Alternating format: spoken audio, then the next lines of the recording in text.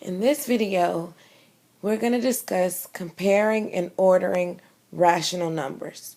That includes fractions, decimals, and percents. When you compare numbers, you can state whether a number is greater than, less than, or equal to another number. So I want us to do an example with fractions. Let's say we have 3/4 and 3/5. And I want to say which is greater than the other, or are they equal? There's two ways that we can do this. The first way would be to find the common denominator.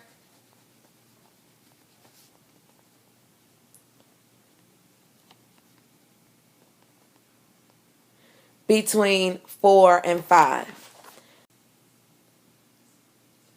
And that happens to be 20. So I'm going to create two new fractions.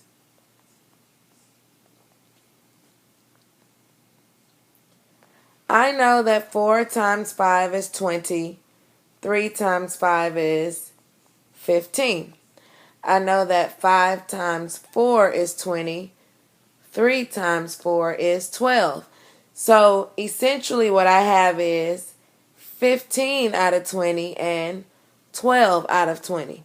When you see these fractions having the same common denominator, you can tell fairly quickly that 3/4 is greater than 3/5. There's another way that you can do this, however, and that's by turning the fraction values into decimals. So you can turn 3/4 into a decimal, and we'll practice dividing. So 3, 4 on the outside. 4 does not go into 3, but 4 does go into 30, and it goes into 37 times. Let me move this up. It goes in there 7 times. 7 times 4 is 28. Subtract, we have 20. 4 goes into 20 5 times. So our decimal form of 3/4 is 0.75. We can do the same thing for 3/5. 3 on the inside, 5 on the outside, add a decimal and some zeros. Once again, 5 does not go into 3, but 5 can go into 30, and it does so 6 times. And that's 30, so we're not left with anything. This fractional value can be written as 0.6. Now, when one decimal has two place values and the other only has one, I always like to add a 0 just so that it makes it easier to compare visually. So I see that I have 75 hundredths and then I have 60 hundredths. Well, it's quite easy to recognize that 75 cents is going to be greater than 60 cents. And so we end up with the same answer, that 3/4 is greater than 3/5. When you're ordering numbers, you're listing them in order from greatest to least, or you can list them in the opposite direction, which would be least to greatest. So I'm going to use multiple forms of numbers. I want to get some fractions and decimals and also some percents, and we can order them from greatest to least. Let's start with 2/5, 50%, 0.3. Okay, when you're doing this, most of the time you want to come up with some sort of common form. You can either turn all of your values into fractions and compare the fractions. You can turn all of your values into decimals and compare the decimals. Or you can turn them all into percents and compare the percents. For this example, I think I want to try percents. So let's start with 2/5. I'm going to make 2/5 an equivalent fraction over 100. That means that I will have to multiply by 20 because 5 times 20 is 100. 2 times 20 is 40. Remember, anytime we have a number over 100, that becomes a percent. So this is going to be 40%.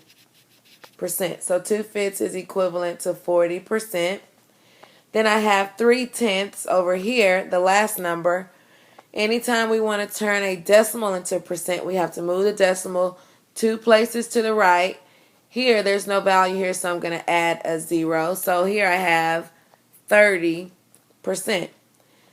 Since I have all of my numbers in the same form, it's fairly easy to see that the greatest value that we have here is going to be 50%.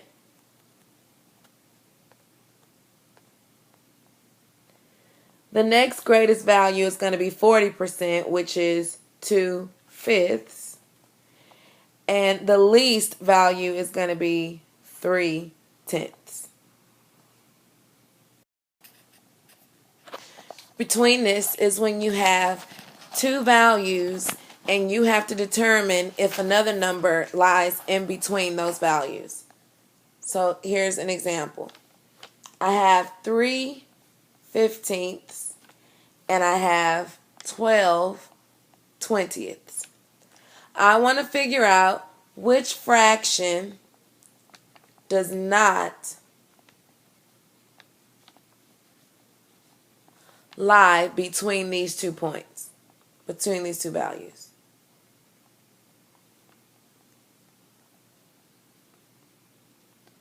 Okay, and I'm going to give you options. A, 1/4. B, 2/5. C, 1/2.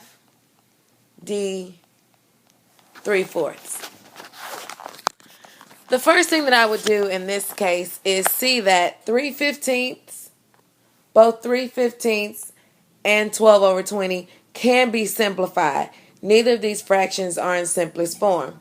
To get them in simplest form, I can simply divide the numerator by 3, because 3 divided by 3 is 1. 15 divided by 3 is 5. So 3/15 is equal to 1/5.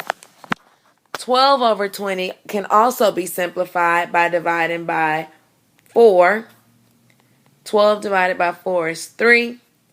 20 divided by 4 is 5.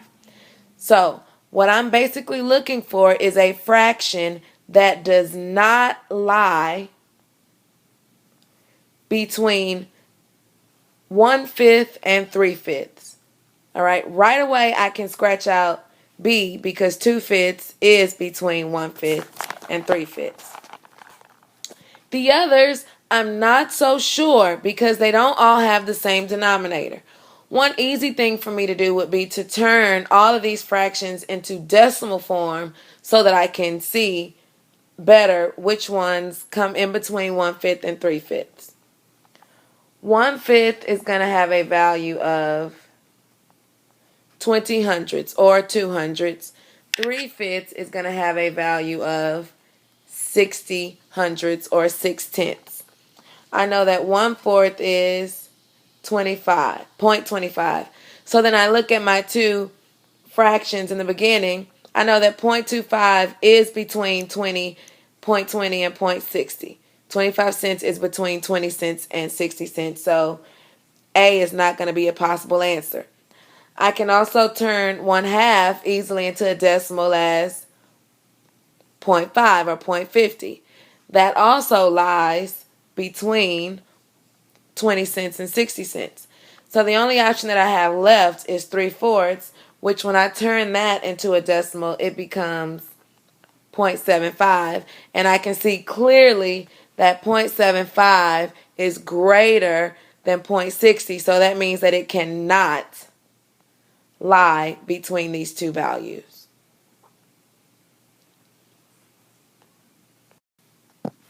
There's something special I want you guys to do with this video.